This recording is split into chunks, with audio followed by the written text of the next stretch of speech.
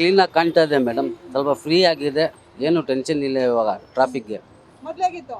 ಮೊದಲೇ full traffic ಇತ್ತು, full ಬೇಜಾರಾಗ್ಬಿಟ್ಟು auto ಓಡ್ಸೋಕ್ಕೆ ಬೇಜಾರಾಗ್ತಾ ಇತ್ತು. ಇವಾಗ ಡಿ ಕೆ ಶಿವಕುಮಾರ್ ಒಳ್ಳೆ ಕೆಲಸ ಮಾಡೋರೆ, ಅವ್ರಿಗೆ ದೇವ್ರು ಚೆನ್ನಾಗಿರ್ಲಿ. ಫ್ರೀಯಾಗಿ ರೋಡ್ ಎಲ್ಲ ಫ್ರೀಯಾಗಿ ಮಾಡೋರೆ. ಅಂದ್ರೆ ಸರ್ ಈಗ ಆಟೋ ಓಡಿಸ್ಕೊಂಡ್ ಬರ್ತಿದ್ರಿ, ಕಾಫಿ ಟೀ ಕುಡಿಯಕ್ಕೆ ಅಲ್ಲಿ ನಿಲ್ಸ್ಬಿಟ್ಟು ಅಲ್ಲೇ ಕಾಫಿ ಟೀ ಕುಡಿತಿದ್ರಿ, ಅವಾಗ ಬ್ಲಾಕ್ ಆಗ್ತಾ ಇತ್ತು ಅಲ್ವಾ? ಹೌದು ಹೌದು. ಇವತ್ತು ನೀವು ಪಾಪ ಟೀ ಕಾಫಿ ಕುಡಿಬೇಕಂದ್ರೆ ಎಲ್ಲಿ ಹೋಗ್ತೀರಾ? ಸೈಡಲ್ಲಿ ಎಲ್ಲರೂ ಪಾರ್ಕಿಂಗ್ ಜಾಗ ಖಾಲಿ ಎಲ್ಲಿರುತ್ತೆ ಅಲ್ಲಿ ನಿಲ್ಲಿಸ್ಬಿಟ್ಟು ಹಾಕಿ ಟೀ ಕುಡಿತೀವಲ್ಲ, ಅಷ್ಟಿತ್ತು. ಸ್ವಲ್ಪ ಕಷ್ಟ ಆಯಿತು, ಇವಾಗ ನಾರ್ಮಲ್ ಆಗಿ ಫ್ರೀ ಆಗಿದೆ. ಅವಾಗ ಸಾರ್ವಜನಿಕರು ಎಷ್ಟು ಮಟ್ಟಿಗೆ ಕಷ್ಟಪಡ್ತಾ ಫುಲ್ ಕಷ್ಟ ಬೀಳ್ತಾ ಇದ್ವಿ. ಇವಾಗ ಏನಿಲ್ಲ, ಆರಾಮಾಗಿದ್ದೀವಿ, ಟೆನ್ಷನ್ ಏನಿಲ್ಲ. ಹೌದು, ನಾವು ಬೆಳಗ್ಗೆ 8 ಗಂಟೆಗೆ ರೋಡಿಗೆ ಬಂದರೆ ಸಾಯಂಕಾಲ 10 ಗಂಟೆಗೆ ಮನೆಗೆ ಹೋಗ್ತೀವಿ.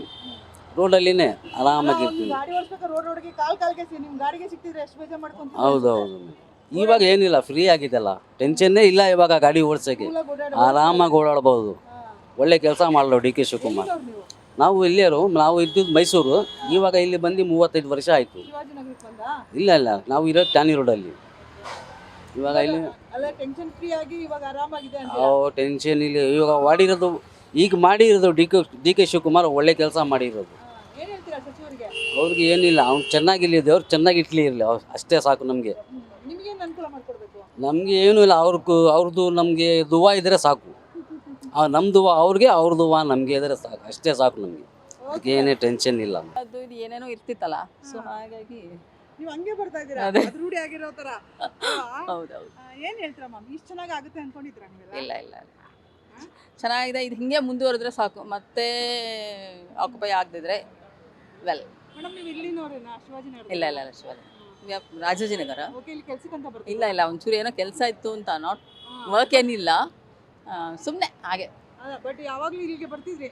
ಬಂದಾಗೆಲ್ಲ ತುಂಬಾ ಹಿಂಸೆ ಕಿರಿಕಿರಿ ಆಗ್ತಾ ಇತ್ತು. ಈ ಕಡೆ ವೆಹಿಕಲ್ಸು, ಈ ಕಡೆ ಜನ ಓಡಾಡೋದು, ಈ ಕಡೆ ಅಂಗಡಿಗಳು, ತಿನ್ನೋರು ಅಲ್ಲೇ ಹೋಗಿಯೋರು. ಹೌದು, ಅದಂತೂ ಕಾಮನ್ ಅಲ್ವಾ ಎಲ್ಲ ನೀವು ಕಡೆ. ಏನನ್ನ ಅನ್ಕೊಂಡ್ರೆ ಯಾಕಪ್ಪ ಹಿಂಗಿದೆ ನಮ್ಮ ಬೆಂಗಳೂರು ಅಂತ ಅನ್ಕೊಂಡು ಫೀಲ್ ಮಾಡ್ತೀರಾ? ಅನ್ಸುತ್ತಲ್ವಾ, ಎಲ್ರಿಗೂ ಅದೇ ಅನ್ಸೋದು. ಈಗ ನೋಡಿ ಕಂಬಿ ಬೇರೆ ಹಾಕಿದ್ದಾರೆ.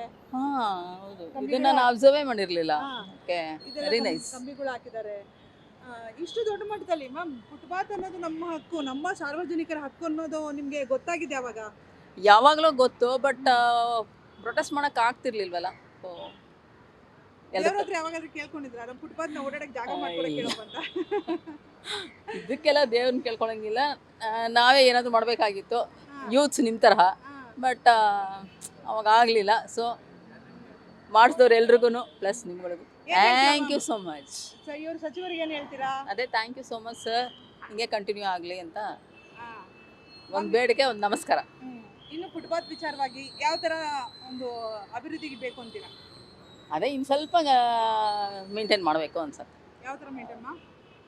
ಹೆಂಗೆ ಹೇಳೋದು, ಅದೇ ವಿಮೆನ್ಸ್ಗೆ ಒಂದು ರೆಸ್ಟ್ ರೂಮ್ಸ್ ನೀಟಾಗಿರೋದು, ಎಸ್ಪೆಷಲಿ ಲೇಡೀಸ್ಗೆ. ಯಾಕಂದ್ರೆ ಮೇಲ್ ಸಿಗ್ಬಿಡಿ ಎಲ್ಲಂದ್ರೆ ಅಲ್ಲಿ ಇರುತ್ತೆ, ಇದ್ರೂ ಅದನ್ನ ಯೂಸ್ ಮಾಡಲ್ಲ, ಕ್ಲೀನ್ನೆಸ್ ಇರಲ್ಲ. ಸೊ ಇಲ್ಲಿ ಕ್ಲೀನಾಗಿ ಮೇಂಟೈನ್ ಆಗುವಂಥದ್ದು, ಪ್ಲಸ್ ಡ್ರಿಂಕಿಂಗ್ ವಾಟರ್ ಫೆಸಿಲಿಟೀಸ್ ಆದರೆ ಸಾಕು. ಮ್ಯಾಮ್, ಈಗ ಮೆಜೆಸ್ಟಿಕ್ ಅಲ್ಲಿ ಅವ್ರುಗಳು ಮಾಡೋ ಕೆಲಸ ಹೇಗಿದೆ ಅಂದರೆ, ರೈಲ್ವೆ ಸ್ಟೇಷನ್ ಆಗಿರ್ಬೋದು, ಮತ್ತೊಂದು ಕಡೆ ಆಗಿರ್ಬೋದು, ಎಲ್ಲಂದ್ರೆ ಅಲ್ಲಿ ಮೂತ್ರ ವಿಸರ್ಜನೆ ಮಾಡ್ತಾರೆ. ಎಷ್ಟು ಮಟ್ಟಿಗೆ ಸರಿ ಅಂತೀರಾ? ಅದು ಸರಿ ಅಲ್ಲ.